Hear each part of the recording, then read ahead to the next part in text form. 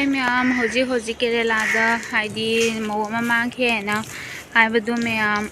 adugi matang ma'am tamina si ado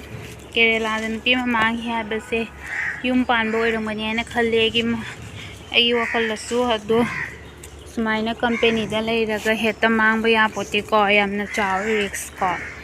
aduduna yum panbo irumgadaba male aidi thigat pi ma'am Klawai dagi marimbo Amarjit aigi nupigi mingna Moirangtem Toithoibi nupagi mingna Moirangtem Ingo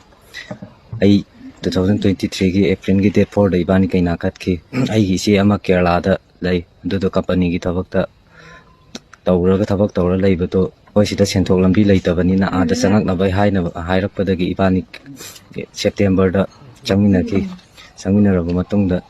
aidi February da thole nung laibagi matungin ai anaba yengbugi matungin na faro matungda maga tum paw phonabada ai sanga ke haiba matamda mana changa anu aidi sida tum iriksho thauraga lairo masu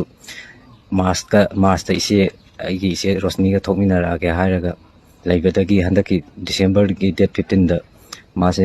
market chatni haibadagi market ta chappadagi mado mafam khangdana mangra matungida December gi date 15 bukta adum ibani paw adum pawnai adudagi message ama thara ame ai chele khole haibagi moi mandom sahoina koi imungda su laaga sumain tawdana ai chele khole haiba moina su koi da hangaga hairame aigi ise Rosni da message thara ame aduga aigi ise gi masanupi tombi da su message thara ame asongi moigi nupi mayungi mandom sa da su message thara ame ai phone su tawra ame ai